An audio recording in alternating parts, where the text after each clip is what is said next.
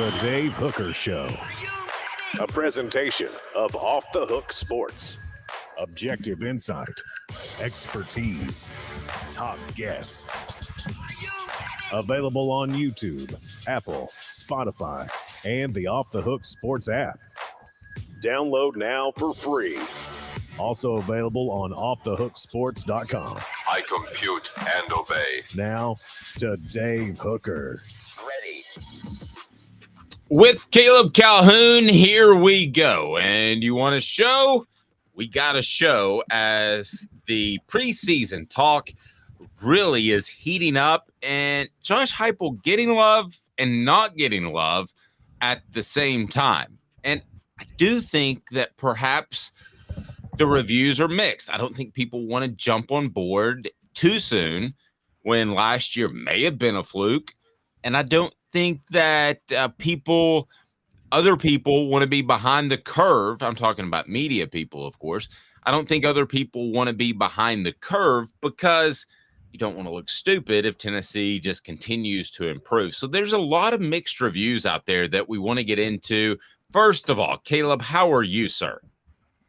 I'm good. How are you doing today, Dave? Never better. Day 2 back from vacation, so I'm definitely ready to go. Yesterday wasn't pretty. First day back in the gym in like 10 days. It wasn't great, Caleb. You lose your win. That's the first thing. After that third set, I felt like I needed to take a nap. So we've got a lot to get to. Josh Heupel, 7th best among head coaches against top 25 teams, and a Georgia player says Neyland Stadium is actually better than Sanford Stadium. That was a big topic of discussion before the Georgia game. Also, where does Tennessee rank in Phil Steele's preseason top 25? Where will the Vols be ranked in the preseason according to me and Caleb Calhoun? Nico, by the way, getting some praise as well. I've never heard of a backup quarterback talked about this much in my entire career. That's good, but I think it's best off if Joe Milton plays well and Nico's not needed. Also, the Vols projected to be favorites in fewer than 9 games in 2023. 5 teams projected to be favorites in every game. So we'll get to that. That's according to Brett McMurphy. So here we go. Let's start right now with a surprising list, and it'll lead us to 4 downs. It's current Power 5 head coaches, the best and worst against the top 25. So we've got one Josh Heupel coming in at number 7. He is 8-7 against top 25 team. That's a 53% winning percentage. Pretty good. Did it surprise you at all that Josh Heupel is on this list as 7th best in the nation? You win 50% of your games against top 25. You're in pretty good company. We'll get to the others that rank ahead of Heupel and behind him. But what did you think of Josh Heupel being number 7? It's one of those stats that you kind of know, but you don't really know. I think that's pretty strong considering he was at UCF and that he's rebuilding at Tennessee. What were your thoughts on that? This genuinely shocked me, honestly. It largely shocked me because I didn't realize he had coached so many games against top 25 teams. Now, if you go down the list, the other coaches have coached a lot more games against the top 25 because most of them have been coaching at the Power 5 level for a lot longer. But Josh Heupel, I mean, Dave, I couldn't think of 15 games he would have coached against the top 25. So for him to have 8 wins against them is really, really impressive. And again, 8-7 is, I did not see, there's only one of 9 coaches with winning records against the top 25 right now. And Josh Heupel is on that list. That's just something that, I mean, genuinely, I did not expect to see. And, you know, it leads to, it's a couple of things. A lot of coaches on this list, there is a debate over, remember, sometimes you can be in a league where you face top 25 teams, but they're lower level top 25 teams. For instance, You're reading my mind right now. Go ahead. Yes, exactly. Ryan Day is number 1 on this list. Y'all know how I feel about Ryan Day. I think the Big Ten always has those lower level Big Ten West teams that creep into number 20 and number 21 right around there. And Ryan Day's in Ohio State's always able to blow them out. And they're not really top 25 caliber. But if you're Josh Heupel and you're playing Alabama and Georgia 2 years in a row, you're not really playing lower level top 25 teams on a regular basis. So I think this might be a little more legitimate. No, very true. And Ryan Day is number one on the list, and that leads us to 4 downs, and it's brought to you today by our friends at Zen Sports. 4 downs. 4 questions. 4 answers. The Dave Hooker Show. 4 Downs. A presentation of offthehooksports.com. Okay, let me go ahead and start with a first down. And of course, Cooper Mays is going to help us get through this. No, he doesn't call the downs or even the snap counts, but to me, that's what makes it funny. So let's get to Cooper Mays right now. And Cooper, what do you think? What down are we on right now? Coop here. First down. Thank you, Coop. Is this a fluke? Is this a fluke, Caleb Calhoun, that Josh Heupel is number 7 in the nation against top 25 teams? Is it a fluke? Yay or nay? No, I'm going to say no with him because one of those top 25 wins is Alabama and another one is Clemson. And you can't really overrate those. No, and I'm going to say absolutely not a fluke because I'm going to take it as a career view. And that is that, again, he was at UCF. So he's kind of got one hand tied behind his back against top 25 opponents. They just don't have the resources. They're getting there. And then he was at Tennessee in a rebuilding mode. So I don't think it's a fluke. I think you'll see him on this list 5 years from now. When we get to second down, I want Cooper to bring us in, of course, but it's brought to you by Zen Sports, the new sports book in Tennessee, revolutionizing the way you earn sports betting rewards. That means no more deposit bonuses that turn into deposit nightmares on Zen Sports. What you see is what you get, and with their cash rewards program, you get a lot of cash. For a welcome bonus, earn an unlimited 5% cash back on your betting volume for your first 15 days when you sign up with the code HOOKED. That's right. Unlimited 5% cash back. Keep betting, keep earning with up to 3% cash back on your betting volume every month after that. And refer friends to earn a percentage of their betting volume as cash rewards too. Zen Sports is bringing the cash back to Tennessee. So if you bet big on sports, you want to be betting on Zen Sports. Zen Sports betting just got better. And we remind you, please support our advertisers. We greatly appreciate it. And they do too. What down, Coop? Cooper Mays here. Second down. Yeah, and I was reading your mind earlier because I know where you're going. Most overrated on this list. So let me give you the list. Number 1 is Ryan Day, Ohio State. Kirby Smart, number 2. Pardon me. Nick Saban, number 3. Lincoln Riley at USC is number 4. Dabo Swinney, Clemson, number 5. Chip Kelly, UCLA is 6. Then Heupel, Jimbo Fisher, Texas A&M is 9. Mel Tucker Michigan State is a surprising 10. Okay, so most overrated on this list, I bet you're going to say somebody that's name rhymes with Brian May. Well, he's tied on this list, funny enough, because there's another coach on this list who I think is pretty overrated, and that's near the bottom, and his name rhymed with Wimbo Misher. I don't know. Good old Wimbo Misher. So is Ryan Day the most overrated? Because what you said was absolutely true. Top to bottom, you could make an argument that the Big Ten was better last year than the SEC. Now, at the very top, I think the SEC was clearly better, having 2 elite teams, maybe 3, maybe 4, that were right in the hunt for the college football playoff. So, but you're right. Ryan Day, it seems like every single week he's playing a number 21 blank. So there are a lot of wins against lower level top 25 teams. Yeah, exactly. And that's where I think this comes in. The reason and that's why I put Jimbo Fisher in there too, because if you remember, the same held true for the ACC for years. So when Jimbo Fisher was at Florida State, I mean, he beat Duke one year when they were in the top 25. Like, come on. Okay. So that was that one year Duke, how they won the Big Ten Coastal or the ACC Coastal with David Cutcliffe. So I'm thinking, when those are your top 25 wins, it's hard for me to quantify it. So yeah, Ryan Day is very high I think Ryan Day and Jimbo Fisher are tied for this. And Ryan Day is going to be higher because he has a better win percentage overall. So yeah, he's more overrated. And whatever you want to say about Jimbo Fisher, he's got a national title. And so, I mean, true. I would go Ryan Day. I would have, because of the national title, I would give him a clear-cut number 1 as far as the most overrated. Coop, what down is it? Tennessee center Cooper Mays here. Third down. Okay, so this may sound like a weird question, but who's the most underrated coach on this list? The most underrated coach, the guy that you think is somebody you'd go out and hire, but on this list, maybe they're not as well represented. I'm going to go ahead and go first. I think it's Josh Heupel. And that if you want to give me a close second, I probably would go along the lines of a Chip Kelly at UCLA, even though I think his best of times are behind him. But I think it is Heupel. I mean, I think he's the most underrated coach on this list. I think that the average football fan that lives in Montana may not know about Josh Heupel, but he's probably heard of Dabo Swinney, Saban, Smart, Ryan Day, because they've been around in the spotlight a little bit longer. But I go Josh Heupel. Okay, so I have to agree with you. By default, I have to agree with you with Josh Heupel, but LSU homer Caleb Calhoun jumping in here and saying that Brian Kelly is also still underrated to me.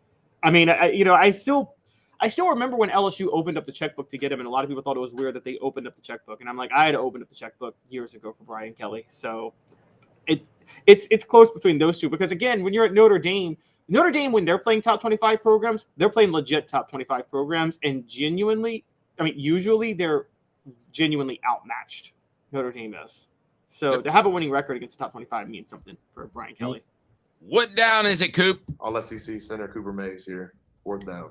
How will Tennessee do this year against top 25 teams? So let's take a look at the schedule for just a second. Now, I think they're going to be underdogs to Alabama because it's in Tuscaloosa, Georgia as well, because Georgia's Georgia right now. As far as other teams, they might be underdogs to. I'm having a little bit of trouble finding another one, maybe at Florida because it's in Gainesville, but I think they'll be underdogs to just two teams this year. Does that sound right to you? Well, we're going to talk about this later in the show, but there's a projection that they will be underdogs to maybe 4 teams this year, and I'm trying to figure out where that comes in. But as far as top 25 teams are facing, yeah, Florida will probably be in the top 25 by default. Georgia will be in there. Alabama will be in there. I think South Carolina will be in there too because of how they finished the season. And then there's Texas A&M and Kentucky. So, I mean, I think you're looking at Florida, South Carolina, Texas A&M, Alabama, Kentucky, and Georgia. I think you're looking at 6 teams that Tennessee plays that could be top 25 teams this year. And if all those 6 are in there, I think they're beating Florida. I am pretty positive they're beating South Carolina and Texas A&M. So, I think they go 4-2 this year versus top 25. I could see that. We'll get into that a little bit more. As far as the two teams will be underdogs to, I think Alabama's a coin flip because it's in Tuscaloosa and it's a revenge game, and Georgia is Georgia. So right now, Travis says Brian Kelly is overrated. That's a clear shot at Caleb Calhoun. So we're going to post that at the top of the list. The top comment today, so fill them in there, will receive a Hooker t-shirt for Hendon or Dave or my son Trammell, whatever you choose. There you go. As far as the worst on this list, you want to give us a quick rundown on that because there's a Tennessee tie to worst against top 25. Yes. So number 1 is Mike Loxley at Maryland. I'm a Terp graduate. He's 2-23 against the top 25. But part of that is him going 0-7 against New Mexico when he was in New Mexico, and that's not a good job. So Jeff Halfleaf, Boston College, 1-9. Matt Rule at Nebraska, 2-16. But again, he was at Temple and he had to rebuild Baylor, so I'm giving him a break. Tom Allen at Indiana, 3-23. Again, Indiana, I'm not going to judge him too harshly. Number 5, everybody, who's ready for it? Greg Schiano, at Rutgers, 4-27 against the top 25. Dave, did you know Greg Schiano gave up 63 points to Butch Jones in 2010? I'm aware of that. Is he liked at all by Tennessee's fan base right now, or is he still the hated one? Greg Schiano or Butch Jones? Because I think they're both pretty hated. Well, I would say Schiano is where I was going. I know that Butch Jones is is pretty much hated, and I don't blame him whatsoever. So, Schiano to me is, aside from all the stuff at Penn State, and I don't know that I've said this publicly before, he would have been a very average hire. He would have been a Butch Jones success type of hire, a very different person, but he would have had that sort of success. So, and he also has a track record of being a bit of a snake too, though. Remember what he did with Josh Freeman when he made up a story about Josh Freeman being a drug addict because he was trying to devalue him on the free agent market when he was true. At Tampa? And I also remember when I called the Don Bosco head coach to do an interview with several of his players. And I said, I know the coaches are there and I don't know exactly what the schedule is. And he said, well, every coach from Rutgers is here except for Greg Schiano. He didn't even tell his own coaches that he had taken the Tampa Bay job. And they're on a recruiting visit while he's flying to Tampa. That's not a great dude, Caleb. I hate to tell you, but if I make a major, I'd love to tell you, if I make a major career move, you will know it from me before anybody else, but no plans to do so. So a big topic last year is Sanford Stadium in Athens overrated. And it got kicked into high gear because Eric Ainge basically said Sanford's not a tough place to play. And during the 2000s, a lot of times it wasn't. That end zone wasn't closed. Now you have a Georgia offensive lineman in Tate Ratledge saying that Neyland Stadium is the best stadium in the SEC. I'm sure Kirby Smart and Georgia fans aren't happy to hear this, but it is why I absolutely love linemen in general, and that they are very honest. And so, especially offensive linemen. So, Sanford or Neyland Stadium, I think this pretty much gives you insight into this. I don't think that Sanford's in the top 10 of toughest places to play. It's tougher than it used to be. I thought Eric Ainge was a little bit off, a little bit dated because of the improvements they've made. And the people that said it's an easy place to play were crazy. But as far as Neyland and Sanford Stadium, there's not a comparison. It's just really not. No, not at all. And I've covered multiple games at both places, and Neyland is one of the top 5 toughest places to play, in my opinion. Sanford's lucky to be in the top 10. It's funny. So when you were off last week, Jaru and I had a conversation because there was a guy on a Reddit board, a guy from Ireland who's traveling through the South this fall, and he's actually going to go through Tuscaloosa for a game. And he asked all these questions like, is there football in October? I'm trying to experience American football. Yeah. And Josh paid us all tweeted and we agreed. If he goes to an Alabama game in October and that's his first American football game experience, he's never going back to Ireland. He's never going back home at all because he's going to want to stay here forever. And then we started breaking down what's the best college football environment place to go. And I said that Athens would have been number 1 if not for Sanford Stadium not being that loud of a place. And that's the only thing that's holding Athens back from being the best college experience in the SEC by far for college football, because Athens is a nice town. No, agreed. And Rocky Top Tom, I'm going to put you up on the main screen because I do want to address a comment you had. And by the way, top comment gets a T-shirt from Off the Hook Sports. Rocky Top Tom says, here we go again. The hedges are tough. Our offensive line had 9 pre-snap penalties because of the noise in Sanford last year. It's a really tough place to play now. It's not the 90s anymore. Here's how I would address that. And you're up for the top comment of the day right now, and you can win a T-shirt. Tom, I want to say this. I think a lot of places can get up for a game, but is it tough for every single game? Does it scare a UTSA, or does it scare a smaller opponent? I believe it does, and I believe it's always up for the big games. So, Caleb, I don't want to say that Sanford can't get up. They clearly did. Good for them, but I don't think week in and week out it's that tough. Yes, and as Georgia offensive lineman Tate Ratledge was saying, he was saying Neyland's better than Sanford, but he wasn't claiming that Tennessee fans were better than Georgia fans. He was. Neither one's better than the other, but the point is the stadium is open on one side, so the sound travels.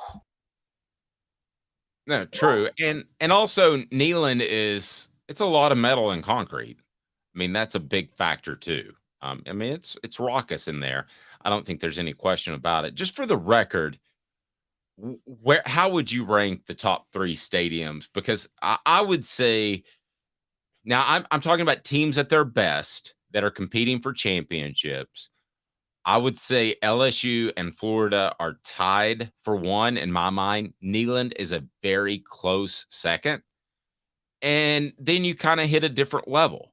So I think that, you could make an argument for Sanford or Tuscaloosa, Bryant-Denny. You could make an argument for actually Columbia, for South Carolina, Williams-Brice.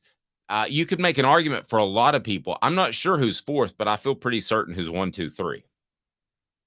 Bryant-Denny is on that level now with Neyland. And, the Swamp and Baton Rouge are on their own. Nobody's on the Swamp and Baton Rouge's level. Anybody who's been to those stadiums, just the way they're designed, they are so loud. And so that's a tier on its own. The tier right behind them, Neyland and Bryant-Denny are on that tier together. Bryant-Denny closed the bowl, I guess it was about 10 years ago, Dave, 13, 14 years ago. And also Alabama's got a new wave of younger fans so it's not a bunch of old people anymore in the stadium. So the combination of those two things makes the fan base a lot louder. So Bryant-Denny's on that level. I don't know because I haven't been, but I hear Texas A&M's on that level too. I haven't been there either, but I hear it's elite. Please hit that like and subscribe button. We greatly appreciate that. I want to get to that clip where Tate Rutledge says Neyland is so great. And it's brought to you by City Heating and Air Conditioning, City Heat and Air. They are absolutely fantastic. Integrity matters, 50 years in business, and they will absolutely give you the right assessment of your HVAC unit. That's City Heating and Air Conditioning, cityheatandair.com. So let's play that clip of Tate talking about, it's a funny name, Tate Rutledge talking about Neyland Stadium is pretty darn good. Here you go. Fired up. All righty. I love that. I don't know what Neyland Stadium it was. No offense to Sanford or Georgia fans, but Neyland Stadium is the best stadium in the SEC. I disagree with that. 112,000. Forget the numbers. And it's a bowl. Yeah, but I'm gonna be honest. On the river. Sanford when we played Tennessee was definitely louder than when we played at Tennessee. Imagine if our fans were in that stadium, though, how loud it would have gotten. I love that. I don't know. Neyland Stadium. Wow, that's a lot of love for Neyland Stadium. 112,000. They don't even seat that many, but Tate Rutledge apparently likes Neyland Stadium. And also, there's a giant flaw in comparing how loud Tennessee fans were in 2021 when Georgia went to Knoxville and blew them out of the waters versus how loud Georgia fans were last year when they were beating Tennessee. If Tennessee was in that game with Georgia in 2021 or in the game with Georgia, if they're in the game with Georgia this year, trust me, Neyland Stadium will be much louder than Sanford Stadium will at that point. So it depends on that. I think that's a lot. Georgia and Alabama fans have Alabama players not last year, but Alabama players before last year and Georgia players still have a skewed version of Neyland Stadium because it doesn't get that loud. It wasn't getting that loud over time because they were blowing out Tennessee by the end of the first quarter usually. And so absolutely agree. How about some Josh Ward up next? Please click that like button and subscribe. We greatly appreciate that. If you haven't already, got a lot of great things coming up. The Spencer Riley Celebrate 98 episode is up, and he might be one of the funniest men in East Tennessee. I'm just going to go ahead and tell you that. If you haven't watched that yet, you don't remember Spencer Riley, he was a center that was as quotable as they get. Absolutely fantastic. All right, so we'll be back in exactly 2 minutes, and Josh Ward will join us. He's Caleb Calhoun. I'm Dave Hooker. Off Duck Sports. These mountains hold and defend a spirit far better than moonshine. A drink that holds flavor that becomes necessity. A hard cider made and relished by folk who are as hearty as they are legend. A refreshment that can only be found in one place. With a taste that makes you say, give me 3 bottles of the good stuff. Tennessee Cider Company, where necessity can be found. Family has been creating jewelry since 1986, each piece unique, with a story all its own. I'm Rick Terry with Rick Terry Jewelry Designs. I'm a jeweler, and I want to be your jeweler. We're grateful that you chose us to be Knoxville's best jeweler. My family and staff look forward to serving you. So please come see us. Kingston Pike and Campbell Station Road in the heart of Farragut, and downtown on Gay Street, right next to the Tennessee Theater. Hi, Mike Davis here with City Heating and Air, reminding you to always dare to compare. Our team provides quality local heating and air service, installation, and maintenance across East Tennessee. We use only the best equipment like American Standard heating and air conditioning for your residential, new construction, or commercial needs. Honesty, dependability, and customer satisfaction have been the cornerstones of our business since 1961. City Heat and Air. Dare to compare. With all that sun, sand, and salt water, the beach is a very relaxing place. Unless you wear contacts. Ow! Open your eyes to the best the beach has to offer with LASIK vision correction from Campbell Cunningham Laser Center. Ah. Do you want to own the more that owns every job? Then get to Vassy Lawn and Garden in Cleveland and get you a Toro. I'm David Vassy, here to talk to you about Toro. With a Toro Zero Turn, you'll get more out of every minute and you'll reach the finish line faster. At Vassy's, we like to say, no matter if you're mowing 3 acres a week or 11 lawns a day, homeowners and business owners alike find confidence in equipment they can trust from top to bottom. Vassy Lawn and Garden, Highway 60 North in Cleveland. Man alive, it's worth the drive. These mountains hold and defend a spirit far better than moonshine. A drink that holds flavor that becomes necessity. A hard cider made and relished by folk who are as hearty as they are legend. A refreshment that can only be found in one place. With a taste that makes you say, give me 3 bottles of the good stuff. Tennessee Cider Company, where necessity can be found. Who's this guy? Hello, wizard. The Dave Hooker Show. Ooh. A presentation of Off the Hook Sports. What? YouTube, Apple, Spotify, and the free Off the Hook Sports app. Back to Dave Hooker. With Caleb Calhoun and our Thursday guest, it is Josh Ward, the one, the only. You can hear him on the Sports Animal from noon to 3. Does a fantastic job and pretty good cat as well. Josh Ward, how are you, sir? Doing great. Great to be with you guys. Yeah, we certainly do appreciate it. And Josh, we were digging into a couple of different things, and one is very relevant to you in that you recently had Phil Steele on, and I read some of the quotes. Somebody aggregated part of the quotes, and he seemed very, very high on Tennessee. So, and that they would challenge Georgia. So let me set you up, share what Phil Steele said, and then I want to share where he has Tennessee ranked because they seem to conflict a little bit. But if you could first start with what Phil Steele said.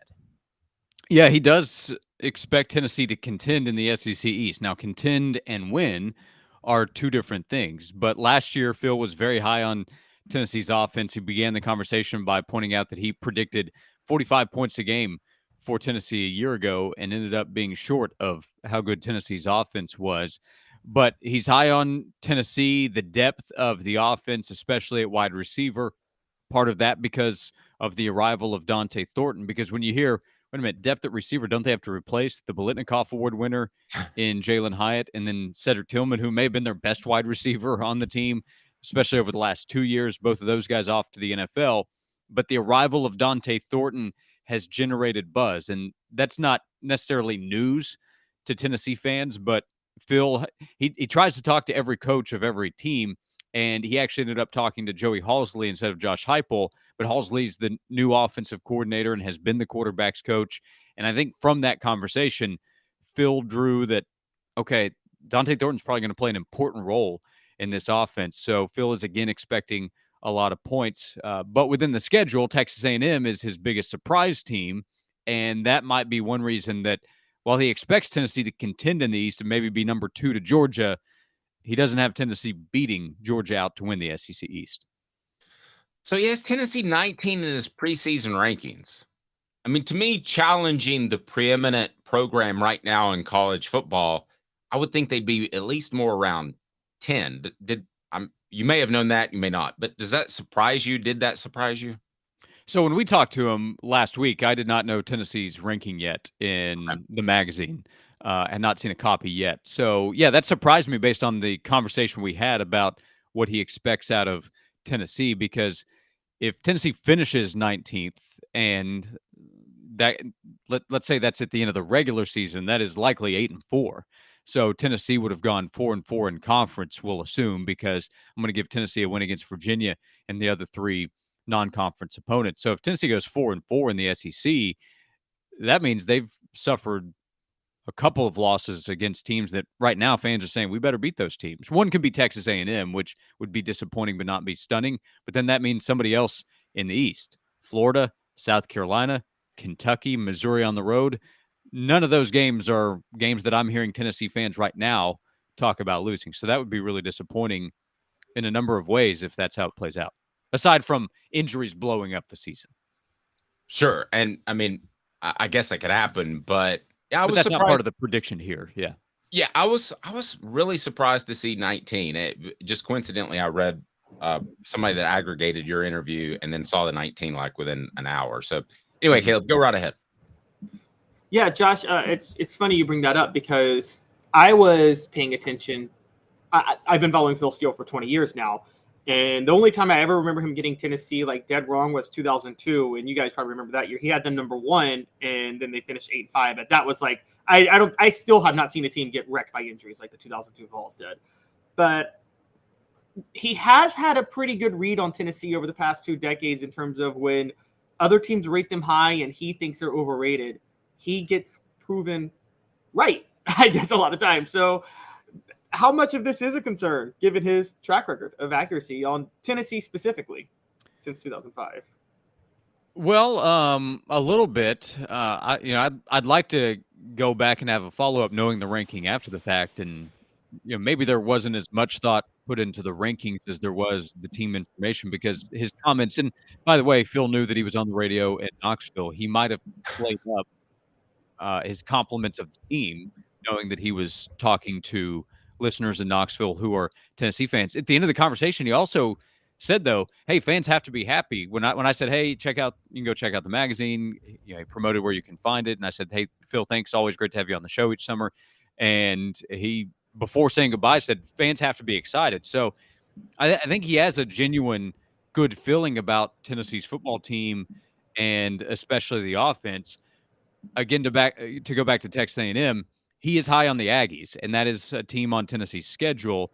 So he may be of the opinion that 9-3 would land Tennessee that far back in the ranking, or he may look at how should a team be ranked right now, not necessarily what the schedule will be. People have different opinions of how they put together a ranking, but to me, 19 is low based on the compliments he gave to Tennessee's football team, and it's also lower than most off-season rankings I've seen. We won't get the official polls. I say official as if they mean something, but we won't get the polls until August. But of the different publication rankings, 19 is about as low as I've seen. No, and Phil absolutely loves to use acronyms in his magazine because words are just too long. So I'll go ahead and give him this. What the? What was he thinking? Release the hounds. The Dave Hooker Show. Keep cool. A presentation of OffTheHookSports.com. I use that because the kids send the WTH. That's what the kids do in text. That's an acronym. Do you use what acronym do you use in text that you probably... It's definitely WTF. Oh, is it? Is it WTF or WTH, Josh? What do you use? Yeah, WTF. Yeah. I think that one's much more common. I don't know that I've ever received or sent. I'm sure I've never sent. I don't think I've ever received a WTH either. Josh, Dave is totally Phil. You guys all watch Modern Family, right?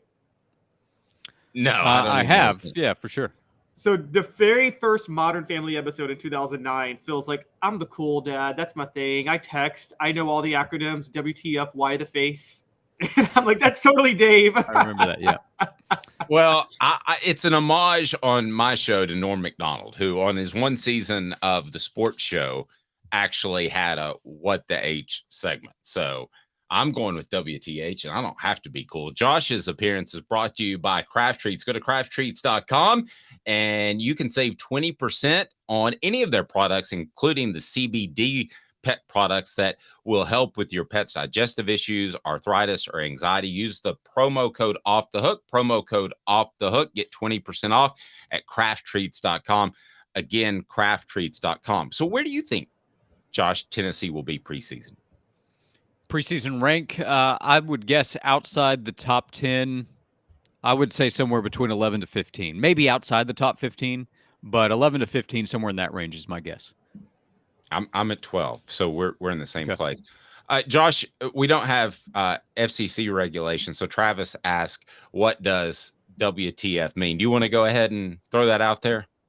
Well, if you know what the F word is, then it's removing word and just relying on the F, and then you can figure it out from there. Right. Okay. So we're all in agreement, I think, around 10 to 14, 15, somewhere in there. So that's Definitely good. not seeing 19. No, I just don't see 19 in preseason rankings. And if Tennessee finishes at 19th this year, I think with what Josh said, it will be a massive disappointment. Okay. And I will add that Tennessee's in a position from a pollster standpoint, those that are going to be voting on it, because it's just a collection of that. How many points can you accumulate? Tennessee is still a program where I think a lot of people are asking, okay, are they really back? Or was that, okay, they found Hendon Hooker, who was great. They had a Biletnikoff Award winner. They had this offensive tackle. I don't know how much Darnell Wright gets factored in. Probably not as much as he should, in fact. Agreed. But knowing those guys are gone does leave a question of, okay, Joe Milton's back, but I don't recall thinking too many good things about Joe the last time he was the starter. I don't know that that's fair, but that'll be the mindset of some saying, okay, Tennessee has to prove it. But so many programs have so many questions, and Tennessee's offense, I think, gets a benefit of the doubt that even if it takes a step back, which is likely, it's still a top 10 offense nationally, which would make it really difficult for Tennessee to be worse than a top 15 team, I think, considering the depth and development of players on defense. So if Tennessee's outside the top 15, I think that is too harsh of a prediction of what Joe Milton will be at quarterback. But we'll find out. There'll be plenty that vote Tennessee outside the top 15. I think the average of it will have Tennessee inside. That leads us to the next thing I wanted to ask you about. And it has to do with Tennessee's quarterback situation, because I agree with you. I think ultimately that Tennessee would have to have bad quarterback play to be anywhere close to 19. And that brings in a conversation from On 3 as Andy Staples and Brent Hubbs got together. And he said, Brent said the same thing that I've been told about Nico Iamaleava. There you go. That his maturity coming in was practically breathtaking, that his willingness to fit in and be a part of the team and not think the mindset of, I got to bench Joe Milton this year, I got to start this year, has been pretty remarkable. I think that he came in with enough talent to motivate Joe Milton if there was any sense that he might be lackadaisical heading into this season. But that's the reviews I've heard of Nico have been absolutely fantastic, Josh, as far as his maturity. You? Yeah, that's what I've heard. It's a contrast to those whispers that Dennis Dodd reported on. Reported is too strong of a description from several months ago. We talked about that at the time. I heard the opposite, and since then, the same deal. He has the physical tools. Can you remind everybody what Dennis said? Yeah, Dennis wrote before spring practice that there were whispers that Nico might not be worth the reported money that he was receiving through name, image, likeness. And that can be a whole separate discussion when we talk about worth, but the reason he was saying that was from a football perspective. And I thought that was laughable at the time because, one, he hadn't even practiced yet. So what exactly were they basing that on? Some workouts in the winter as an early enrollee, a high school senior that had not even officially started college besides, enrolling in spring semester classes. But I didn't even hear that at the time. At the time I heard, yeah, he's putting in the work. I physically witnessed him on a Saturday night leaving the complex at 9:30, something like that. It was after a Tennessee basketball game, and he was pulling out of the complex where he had been, whatever they were doing, working out, watching film on a Saturday night during the spring semester. So it was really silly and kind of out of nowhere because Dennis also had a colleague that wrote the opposite, not that long after that. But we saw him in the spring game make some throws that backed up why he was ranked so high. And then if you want to just remove all the physical ability, because I don't think anybody's really questioning his tools in terms of arm strength, release, ability to move. How much work is he putting in? What is his understanding, his maturity, if he is getting all this money and he's coming in with all these accolades? And everything I've heard has been great. At some point, he will have to prove it on the field in the SEC, and he does need to add weight, which applies to 100% of freshman quarterbacks that arrive. So that can't be a criticism if it's something that everybody has to do. It's more of an analysis. So everything I've heard has been great. Does that mean he's ready as a true freshman to go out there and win big games in the SEC? That would be a stretch, but I think that's a stretch for everybody. Bryce Young didn't play right away. CJ Stroud didn't play right away, and they went 1-2 in the NFL draft 2 years later. So everything I've heard about Nico has been great, and some of the things I've heard has been better than expected with the expectations already sky high. Most important question, what was Nico driving? It was a sport utility vehicle. Was it? What brand? As Phil from Modern Family would say, an SUV. SUV, very, very good. Very good catchback. So what brand was it? Like a Hummer? No, I don't. Well, I mean, it was nighttime, so I didn't pay attention to who drives a Hummer anymore. What year? But it wasn't anything guys fancy, that make. But it was guys that make $8 million. Book. It was just a normal car.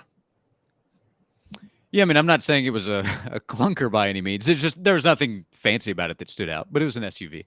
Okay, gotcha. All right, and I don't know, but I don't know that it was his. I don't know. It could be a teammate's. It could be a rental because he hadn't been on campus that long. So I don't know. Okay, well, I mean, the guy's making like $8-9 million. I'm just curious. I wonder if that number's gone up since he's been on campus. Yes, yeah. That's the other thing is we had the old days of if we saw an athlete driving a car, it'd raise eyebrows like, oh, wonder how he got that. That's old. Yeah, that's old news. That doesn't happen anymore. No, and real quick, Caleb, I know you got something, but I remember one reporter, and I'll tell you off the air who this is, Josh, but he would threaten coaches with, hey, I'll just go around and get license plates of the cars and where the players park if he didn't get his way. Might rhyme with ifeth. There you go. So go ahead, Caleb. So, Josh, it's funny because everybody's talking about Nico so much, and I mean, I've never. It's not that I haven't seen a freshman get this type of hype. I mean, I haven't, but I have because where I'm going with this, and I know I'm rambling a little bit, but I'm thinking like what this all means for Joe Milton because it is rare where you see a freshman, not just a freshman quarterback, but a quarterback expected to be a backup this year get this type of hype when there's another starting quarterback entering his senior year. I mean, is the only comparable situation I could think is Chris Leak, Tim Tebow in 2006. And then Dave, you might be able to throw this in, but I would assume Jerry Colquitt, Peyton Manning had to deal with the same thing. Now that changed because Jerry Colquitt got hurt the first game of the year. But are those the two most comparable situations that you would say applies here where there's a clear starter, but the backup freshman is getting all the hype and the talk? Well, I mean, I think Trevor Lawrence, when he showed up at Clemson, there was a lot of expectation that he would see the field at some point, and then he did after 4 games where Kelly Bryant had the chance to move on. So that was able to – Clemson did him a solid by allowing him to hold on to that red shirt because they were going to make the change.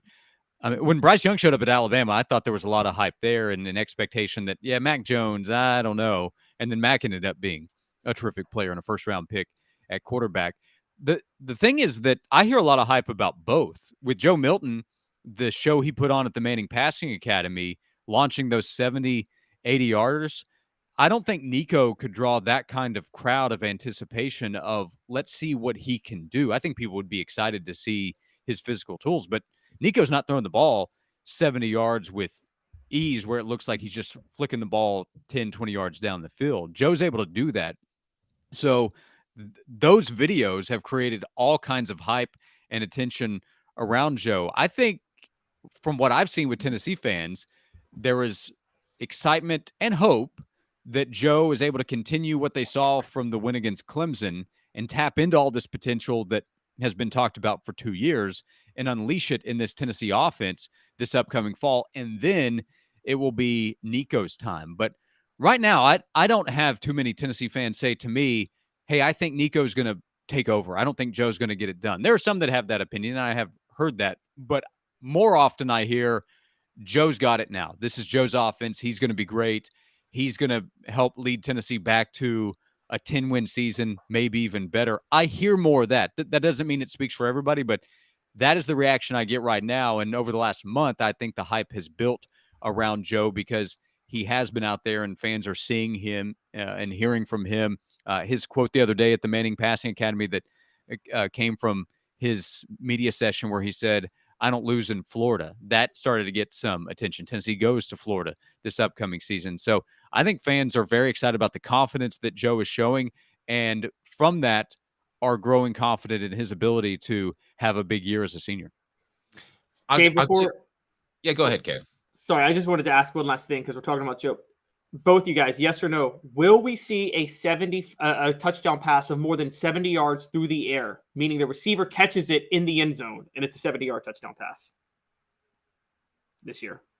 Oh, wow. Goes in the air 70 yards. We're going to see some overthrows of 70 yards. I know. Will we see a touchdown where he launches it from behind the 30 and it's caught in the end zone? Yes. Yes. Are we counting? Are we saying a 5-step drop? So he's roughly 5. We're counting it from where he throws it. I will say yes.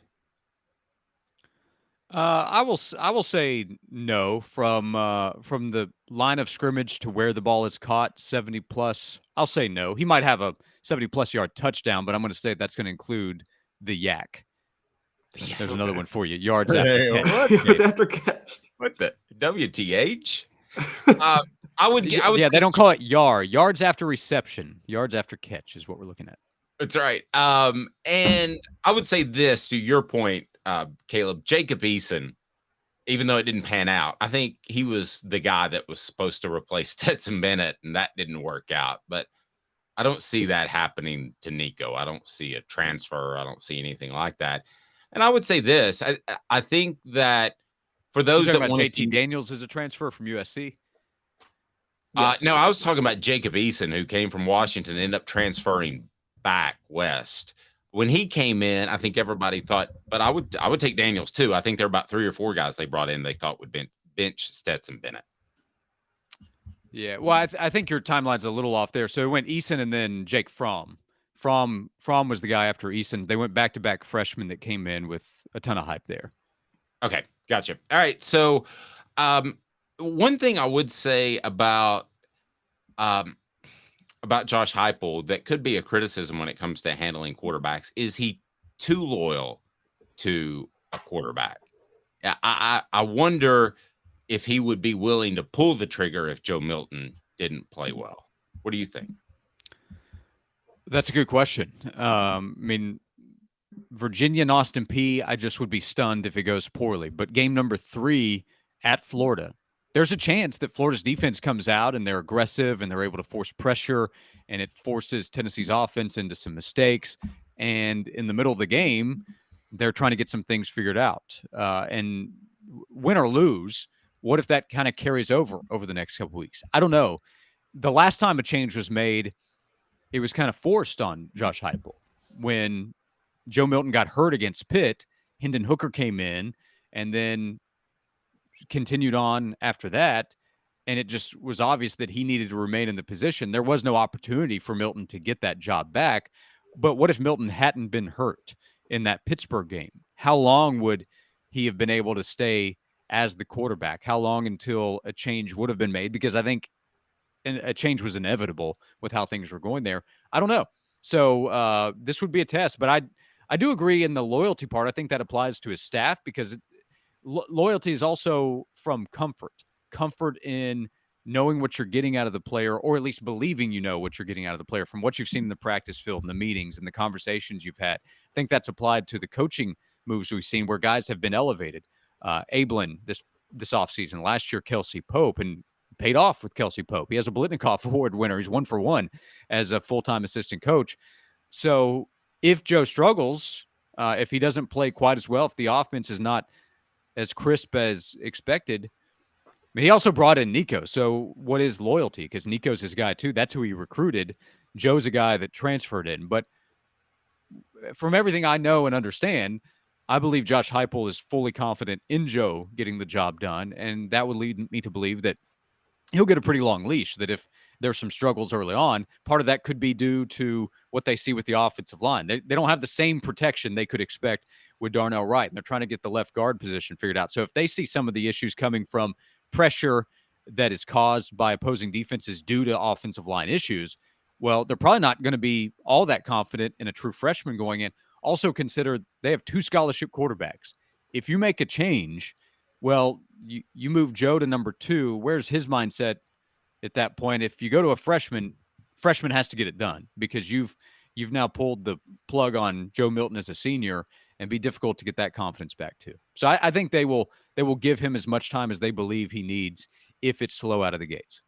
Is it fair to say that playing Milton ahead of Hooker after what we saw the past couple of years that's been Josh Heupel's biggest mistake at Tennessee?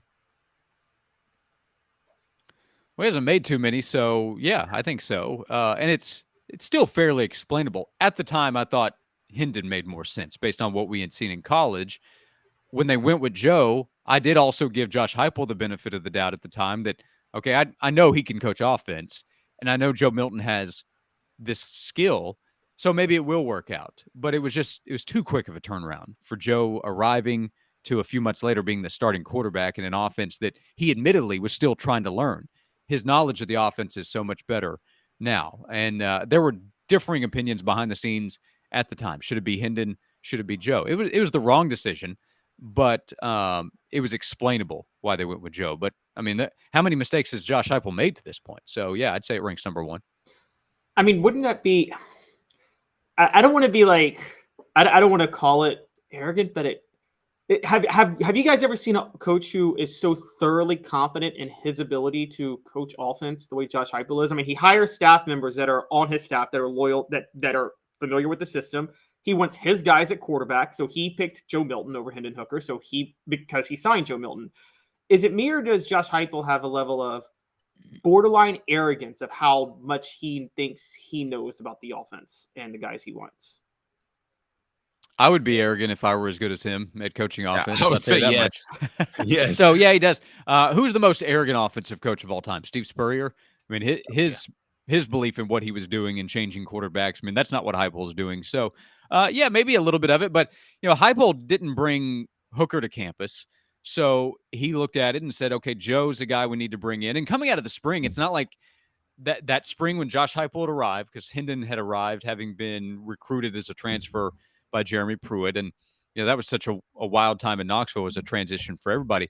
I didn't have anybody in the spring coming out of it saying, man, Hendon is the guy. This guy is going to lead this offense. So when Joe arrived, it made sense with the questions that still loomed over the quarterback position. At that time, at that time of Joe coming in and going into fall camp, a lot of the opinion was from fans, okay, Joe probably wins the job. If it's not him, then it's got to be Harrison Bailey. This will be Harrison's chance in the offense. And then it was Hendon Hooker. We ran a Twitter poll, which is far from scientific, but who do you want to be the starter? Joe Milton. Very scientific. Yeah, Joe Milton, Harrison Bailey, Hendon Hooker. Hooker barely got any votes. It was Milton that led. Then there were a lot of votes for Harrison Bailey. Then there were some votes that made it appear like maybe somebody accidentally clicked on Hendon. He got no talk. And he ends up being a Heisman contender 2 years later. So it would be revisionist history to say it was obvious at the time that Hendon should be the guy. And that's also, to me, why Hendon deserves so much credit, which he's gotten plenty of at this point, that he knew pretty early on after Joe had arrived that, okay, Joe's going to get the opportunity here. And then he goes through fall camp and then the start of the season being the backup. And it would be easy to wonder, why did I come here? I came here with Jeremy Pruitt recruiting me. Now there's this new coach and he doesn't have the confidence in me. But everything I heard was Hendon was as dedicated as if he had been named the starter. And that allowed him to be ready, and that's why he did what he did after he took over. Well, and if you want to put a positive spin on this, you could say that he had Hendon ready. So in coaching, the way he set up practice, Hendon was ready, so you would anticipate if something happened to Joe or he didn't play well, that Nico would be ready this year. It's fair to say, right?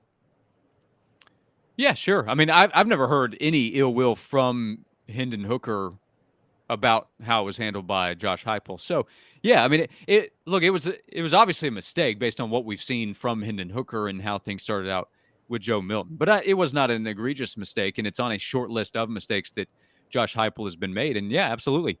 When Hendon went out there, he did some good things against Pitt. He had that interception that he threw late.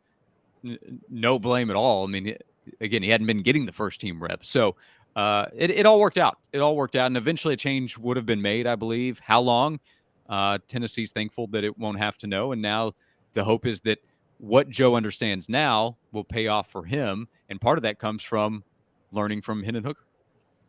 Josh, great stuff as always. Noon to 3 on the Sports Animal. What the H, what the F. We got to the bottom of that, and what Nico drives. So I thought it was a very productive session.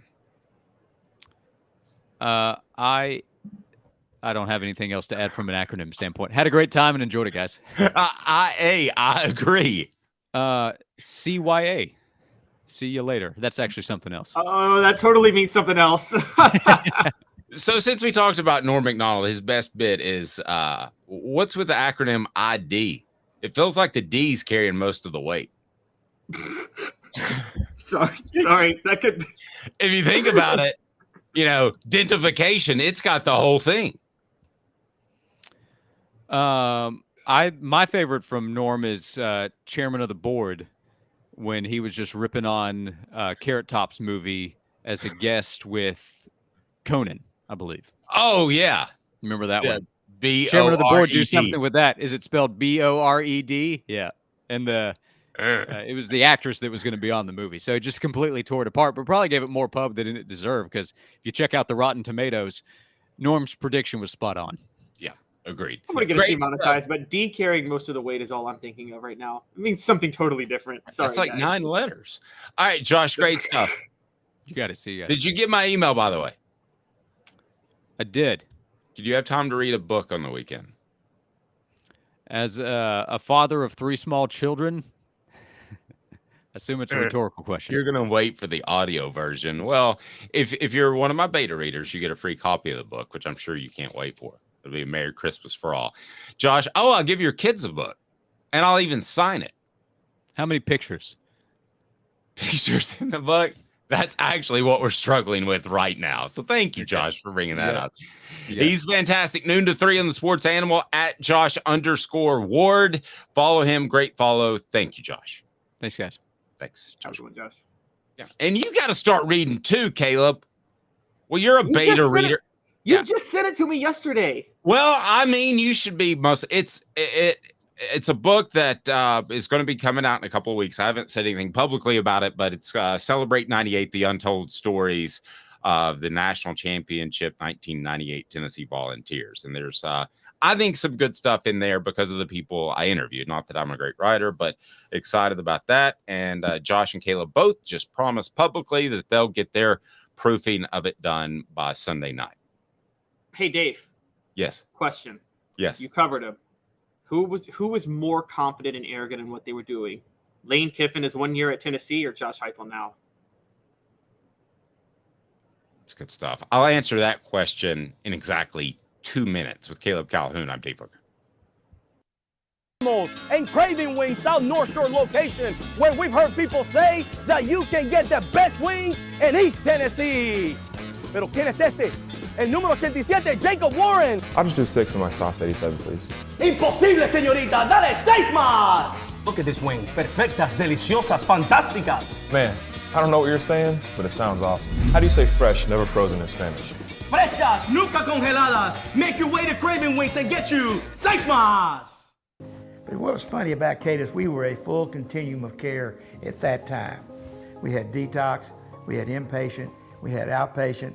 So we were doing a lot of the things that we do now. but now we just do them so much better. It's really a simple program, but we're complicated people. I am what I am, and now I got to do something about it. You can take your life back. Call Cadis today. Got cataracts? We can fix that. Never miss another moment. With a little help from Doctors Campbell, Cunningham, Taylor, and Hahn at cctis.com. Do you want to own the more that owns every job? Then get to Vassey Lawn and Garden in Cleveland and get you a Toro. I'm David Vassey, here to talk to you about Toro. With a Toro Zero Turn, you'll get more out of every minute and you'll reach the finish line faster. At Vassey's, we like to say, no matter if you're mowing 3 acres a week or 11 lawns a day, homeowners and business owners alike find confidence in equipment they can trust from top to bottom. Vassey Lawn and Garden, Highway 60 North in Cleveland. Man alive, it's worth the drive. Our family has been creating jewelry since 1986, each piece unique with a story all its own. I'm Rick Terry with Rick Terry Jewelry Designs. I'm a jeweler, and I want to be your jeweler. We're grateful that you chose us to be Knoxville's best jeweler. My family and staff look forward to serving you. So please come see us. Kingston Pike and Campbell Station Road in the heart of Farragut and downtown on Gay Street, right next to the Tennessee Theater. You're listening to The Dave Hooker Show, a presentation of OffTheHookSports.com. The internet is full of pictures of each and every one of you. Available on YouTube, Apple, Spotify, and the Off the Hook Sports app. Download now for free. Is there nothing you people can't do? Also available on OffTheHookSports.com. As far as most arrogant / cocky / confident, you asked the question, was it Lane Kiffin in his 1 year at Tennessee or Josh Heupel now? And I think cockiness has a bad connotation, so I'm going to say confident. I actually think it was Lane Kiffin. I think he was more confident in what he was going to do and build Tennessee into than Josh Heupel, because I think Josh Heupel has had the realization that things didn't go fantastic at Oklahoma, Caleb, for him. And when you get a little bit of comeuppance, that affects you.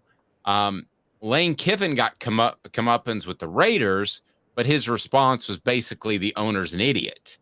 So he didn't learn anything from that. I think Josh Heupel, which you pointed out, changed his offense significantly. So to me, that would be the determining factor. Lane walked in thinking he was going to win multiple national championships.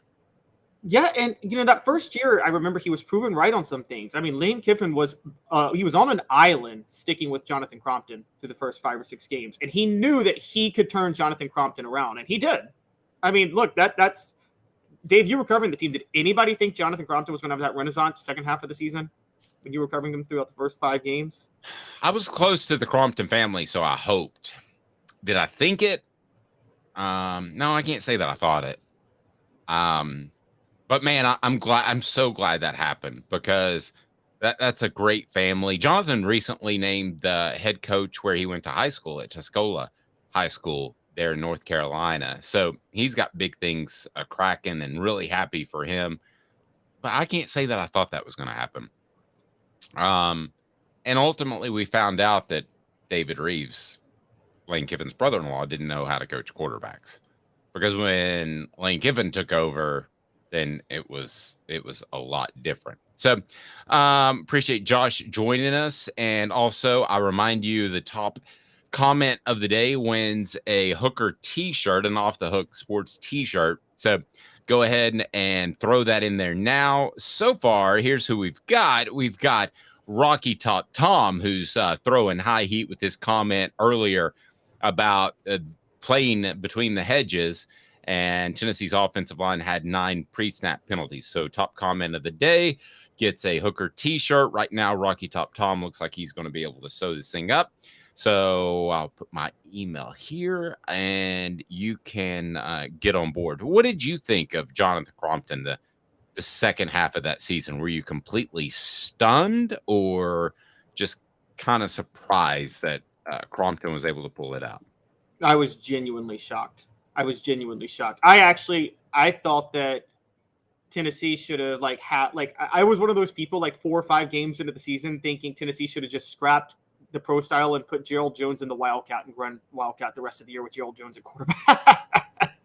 And I thought they had a better chance of winning games doing that.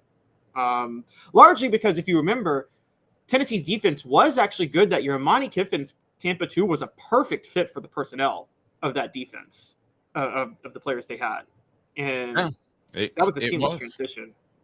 No, completely agree. Now, getting back on topic a little bit, we've got Tennessee and projected to be favorites in fewer than 9 games in 2023. This, according to Brett McMurphy. Give me the breakdown here, because it surprises me a little bit in terms of where people are viewing Tennessee. We talked about Phil Steele earlier and this now. What do you think, Caleb? Yeah, so Brett McMurphy of the Action Network reports on Colin Wilson, who also is of Action Network, and his power ratings and the way he projects out the season. And based on these projections, he's named the teams that will be projected to win all 12 of their regular season games, 11 of their 12, 10 of their 12, and 9 of their 12. And now, to be fair, let me start with this. If you're projected if it's projected to be a pick, then it's not a win. So it could be that for Tennessee. But as far as we are seeing right now, Tennessee is not projected to be favored in more than 8 games this year. Now, I'm having a really hard time seeing it. And if the season, if everything went as Vegas projected, Alabama, Georgia, Louisville, Michigan, and Washington would be favored in every single game they play this year. Yes, Louisville's on that list. Is going to be favored in every single game they play this year. So I look at that and I think, well, if everything goes as projected, where would Tennessee be an underdog outside of Alabama and Georgia, unless you consider Florida and Texas A&M pick'ems? Okay, I'm going to make an argument, for them to be underdogs in 4 games. I'm not saying I believe it, but I'm kind of playing devil's advocate here. So let's start with, as you mentioned, Alabama and Georgia. They're going to be underdogs, I believe, in both of those games because the Alabama game is in Tuscaloosa. I actually think that'll be a surprisingly high number. I think it might be 7 or 8. But as far as Georgia, I think they'll be underdogs there because Georgia's Georgia right now. Let me make an argument for 2 more and tell me if this is a reach. At Florida, you're playing at Florida, so I think that's a factor. Let's remember this about Florida, too. They're going to play at Utah and McNeese before Tennessee. So, I mean, Utah could beat them. So I don't see that Florida will be ranked, but I'm going to make an argument. They beat Utah, and that's a big win, and they're not ranked, favorites, I meant to say, and they're favorites in the Swamp. So I'll make that argument. The other argument I guess I would make would be Texas A&M. Bobby Petrino comes in, cleans a lot of things up, and Texas A&M looks really solid for the first half of the season. And, man, I'm having trouble making this argument even because it is in Neyland Stadium. But that would be my argument. So let's say Tennessee slips up, maybe, against Florida, plays average against South Carolina, which I don't think will happen. Possibly an underdog to Texas A&M, but I'm really, really stretching to even get to 4, Caleb. Yeah, and let's not forget that Texas A&M, before playing Tennessee, has to visit Miami, has to host Auburn, play Arkansas at a neutral site, and then host Alabama. Like, given their record, are we sure that Vegas isn't going to react to them losing maybe 2 of those games? And I'll give you one that I thought of, more likely than both. And I'm looking at it now. There's a good chance they're underdogs at Kentucky. And let me break down why real quick. So Florida will be Tennessee is going to be favored in their first 2 games, right? They're going to be favored against Virginia and Austin Peay. So they'll be 2-0. Say that Vegas goes as expected. Florida's going to be an underdog at Utah. We agree on that? Yes. Okay, so Florida loses to Utah and beats McNeese, they're 1-1. Tennessee's 2-0. Tennessee was already higher ranked to start the year. So I think Florida might be an underdog to host Tennessee. They lose that game. They're 1-2. They beat Charlotte. They're 2-2. Then they go visit Kentucky. They're 2-2 visiting Kentucky, who at that moment is going to be 4-0 because they're going to be favored against Ball State, Eastern Kentucky, Akron, and Vanderbilt to start the year. So I think Kentucky will be favored over Florida. And so they'll be favored to start 5-0. They'll be underdogs to Georgia to be 5-1, and then they'll be favored over Missouri. So Kentucky's going to be favored based on the games. They'll be 6-1 based on when they'll be favored before they play Tennessee, and they'll be coming off a bye.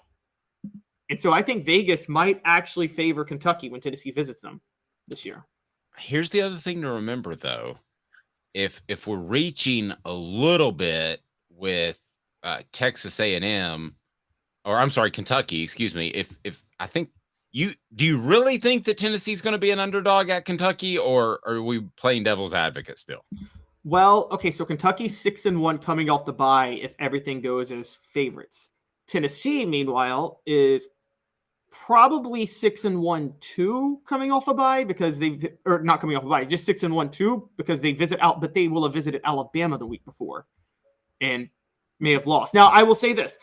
We're saying all of this, but to be fair, Vegas they don't react to things that were predicted. You know what I mean? Like, that's what the polls do. But Vegas stays relatively stable the whole time. So they're not going to get, on the other hand, when I say this, they're not going to get fooled by Florida losing to Utah and then say, oh, maybe we should favor Tennessee over Florida, even though we would have favored Florida.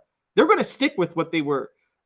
Vegas is much more consistent in understanding of where teams are, not what they don't believe what your record says, which is why they're smarter than everybody else on this.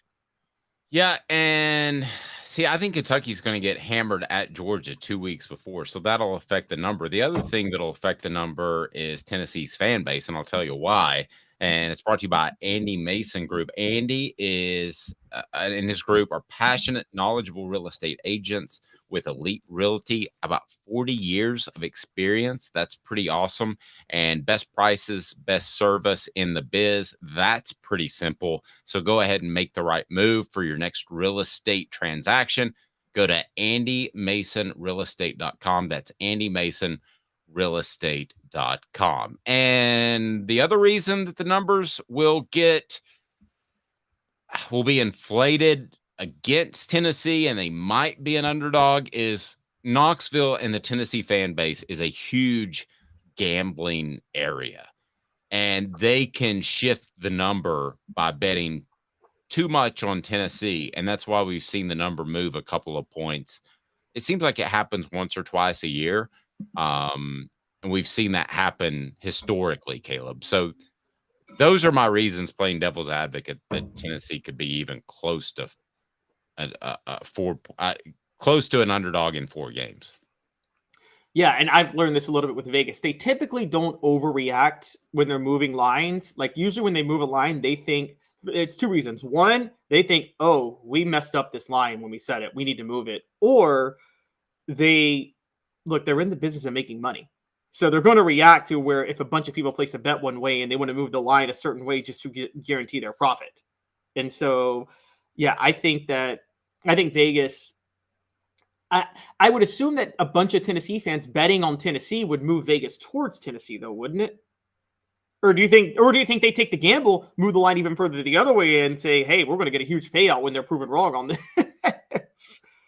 Yeah, I mean, I've just seen the number move at times, and I think that Tennessee is a huge gambling fan base.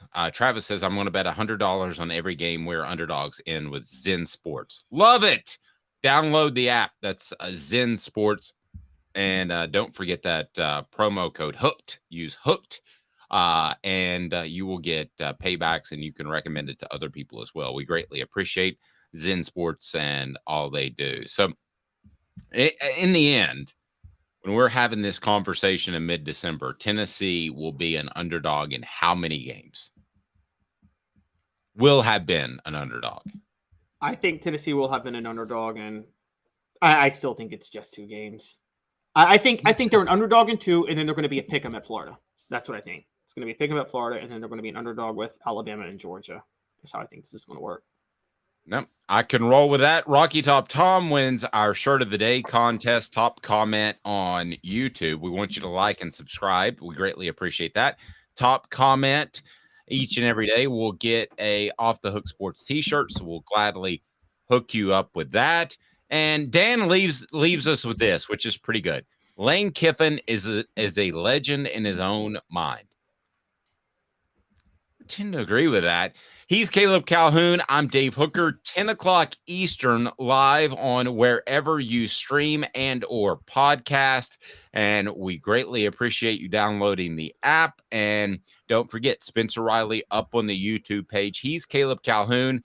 I'm Dave Hooker. It is, of course,